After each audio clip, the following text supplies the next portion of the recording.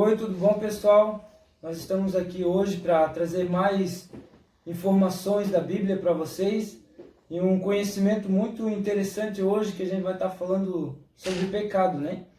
E em falar em pecado, né, essa palavra que traz grande impacto em todas as nossas vidas, né? Eu gostaria de contar uma história que ocorreu comigo e com o William uns anos atrás. E a gente estava andando numa rua, eu, o William e mais um colega nosso, e desbarrancou, tem uma calçada assim, e desbarrancou embaixo, e a calçada ficou oca. E daí eu falei: William, eu duvido que tu vai lá e sapateia em cima daquela calçada.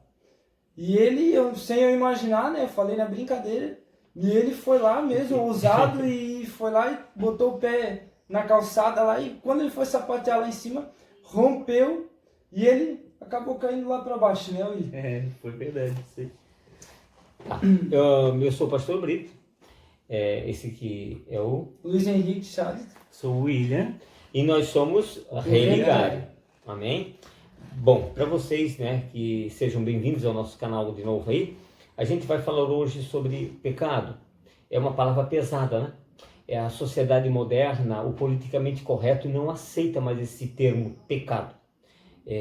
No estudo de teologia se chama hamartiologia, né? Não vamos entrar aqui. Mas nós temos que entender, se você entender isso, você vai começar a repensar a sua vida. Se você conseguir entender a respeito disso, né? Tipo assim, o que é pecado? O que é pecado? Para você, William, o que é pecado? O pecado é algo que nós transgredimos, né? Nós passamos por cima de uma ordem de Deus, né? Então, quando a gente faz alguma coisa que não agrada a Deus, a gente está em pecado. Para a tua colocação.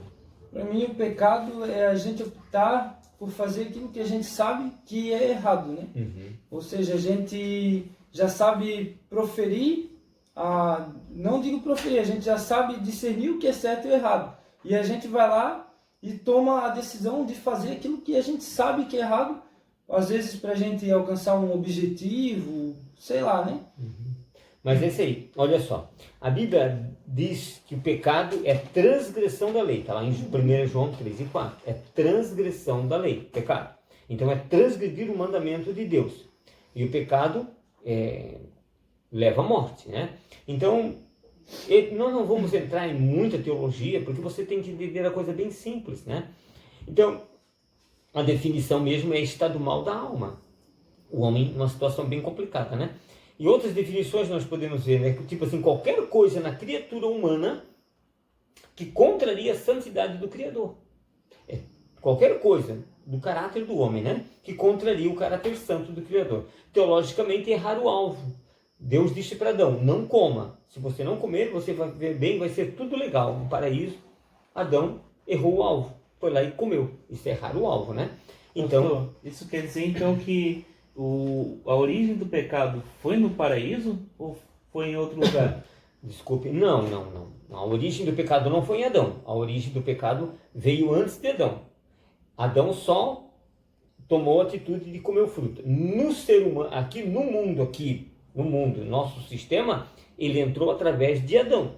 Isso sim. Mas antes de Adão pecar, teve alguém que pecou. E esse alguém que levou Adão a pecar. Na criação, né? Na verdade, veio através de Adão, a desobediência dele trouxe o pecado para dentro do da mundo. criação, para dentro do mundo, para dentro do mundo. Esse pecado chega ao homem. Chega ao homem hoje. Então a origem dele mesmo veio de Satanás, Lúcifer. Ele estava num lugar de destaque, ele era um querubim ungido, ele era um anjo santo, e ele pecou.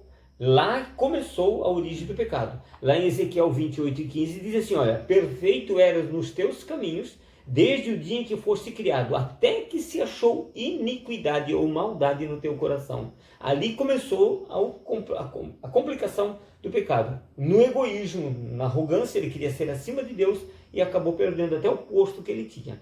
Ali então começou já no homem. O homem pecou em obedecer a Satanás e desobedecer a Deus. Já o homem começou invertindo, né? Isso aí. Então a origem do pecado neste mundo está no ato de desobediência de Adão. Lá em Romanos 5:12 diz: como por um homem veio o pecado, por um homem veio a salvação. Então por Adão veio o pecado. O princípio fundamental, a base para esse pecado é o egoísmo. Ele diz assim para Eva: o dia que tu comer do fruto, tu vai ser igual a Deus. Você vai ser igual a Deus, você vai ter discernimento, você vai ver as coisas como Deus. E a Eva, nossa, né? Que bom, né? E aí o que deu? Pecou. Então foi o egoísmo que levou Eva e Adão a querer ser iguais a Deus. Eu estou lendo um livro, e nesse livro do Charles Costa e Nancy Pearson, eu até anotei uma estrofezinha pequena aqui, que fala exatamente assim, né?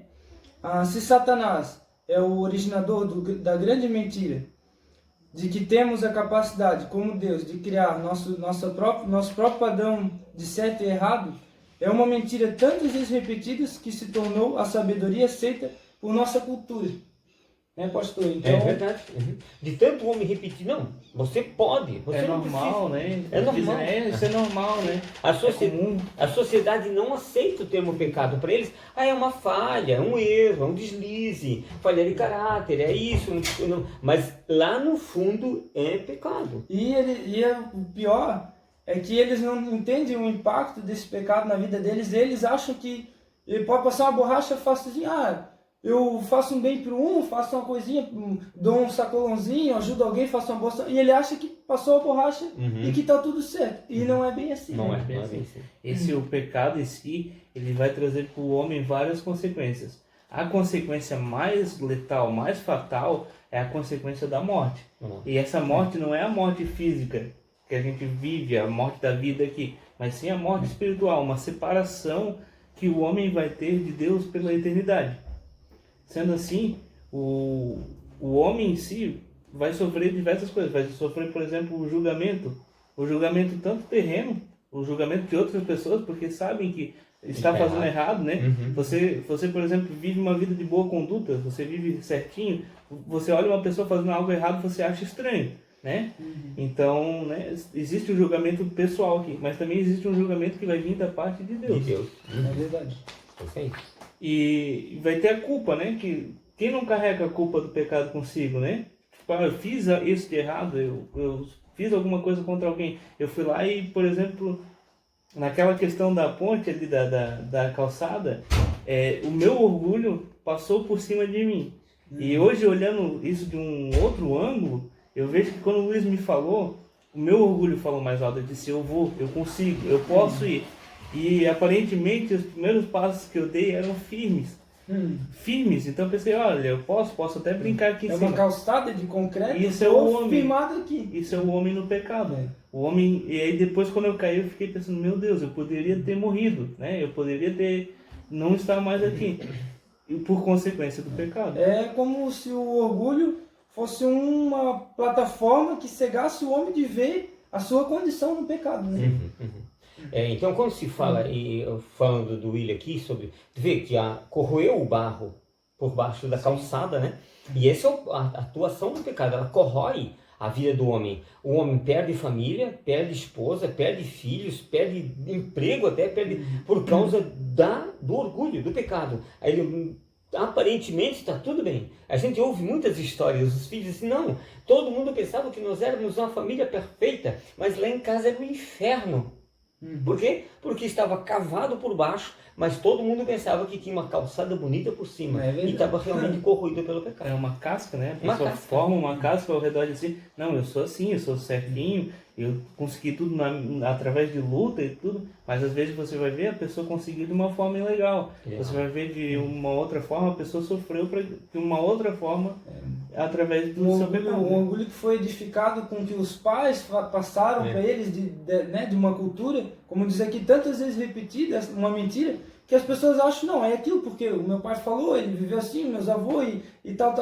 Então eles, para quebrar isso, é muito difícil. Agora a gente vai falar de pecado para a pessoa, ela recua, porque o orgulho dela, não, eu sempre criei assim, eu aprendi assim, é assim. E aí é que tá, esse orgulho impede o homem de ver a sua situação. Tá, qual o remédio?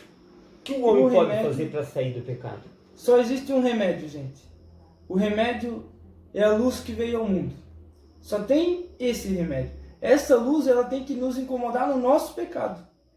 Essa luz tem que nos constranger no nosso pecado, para que a gente enxergue a nossa situação, a nossa miséria, e a gente possa então entender que Jesus Cristo é o único pelo qual a gente pode ser salvo. Porque o nosso pecado ele foi gerado na carne. Ele veio em carne, carregou os nossos pecados para que ele pudesse nos salvar. Ele teve semelhança de corpo de pecado. Não, o corpo dele não teve pecado, era semelhança de corpo de pecado. Para que ele sentisse os efeitos do pecado na vida do homem. Né? Em tudo ele foi tentado como nós, mas ele não pecou. Portanto, por ele ter vencido tudo isso, ele venceu o mundo. Para que hoje, quando você cair em si e se arrepender dos seus pecados e entender que só ele pode salvar você, ele vai poder te salvar. Porque ele veio para isso. Ele veio para poder salvar a tua vida. Aí, Luiz, entra o papel da religião. Né? A gente fala de religião. E quando eu falo de religião para vocês, eu não estou falando da Assembleia, da Católica, da Luterana, nada disso. Não tem nada a ver com instituição. Eu estou falando da religião que é Jesus. Dependendo, né? Então, o papel da religião, agora, religião, instituição, é fazer com que o drogado, o alcoólatra, o adúltero, o bandido, o traficante, venha se reconciliar com Deus. Quando a igreja, quando a instituição não faz mais isso, que o homem continua, aquilo que Jesus fez no Calvário tornou-se vão. Pronto, não faz mais efeito, Jesus não opera, as pessoas vão lá, comungam, voltam para casa, vão lá, voltam para casa, continua adúltero, continua mentiroso, continua roubando, corrompendo, continua mentindo. Por quê? Porque ele não foi religado, não foi restaurado, não foi reconciliado. Fica que nem a onda do mar. Vai e volta. Vai e volta e a vida continua do mesmo jeito. E para vocês terem ideia de quão grande era a nossa dívida, tem uma parábola do credor incompassivo, né? Eu vou dar uma pincelada em algumas coisas para vocês terem ideia, né? Nessa parábola, para quem conhece, fica em Mateus 18, 23 e 35, né, pastor? Eu marquei aqui, mas eu acho que é exatamente isso. Esse credor, ele devia 10.000 talentos para o seu rei. Para vocês terem ideia, 10.000 talentos é o equivalente a 350 quilos de ouro, né? Para vocês terem ideia, dá de encher 10 caminhões truques lotados de ouro. Uma barra, que é um talento... É muito ouro. Uma barra, que é um talento, ele pesa 35 quilos. Gente, é ouro para dedéu. Ô Luiz, e quanto ganhava um trabalhador naquele tempo? Pois é, um trabalhador do primeiro século, ele ganhava 1 denário por dia. Era o suficiente para ele comprar 8 pães e o azeite. Era impossível um trabalhador do primeiro século ele conseguir fazer uma dívida desse tamanho. Não tinha como ele dever, por mais que ele devesse para tantas pessoas, não tinha como ele fazer uma dívida desse tamanho. Era impossível. Jesus aqui ele fez uma hipérbole, um exagero de linguagem, né? Então, esse cara ele teria que trabalhar, gente.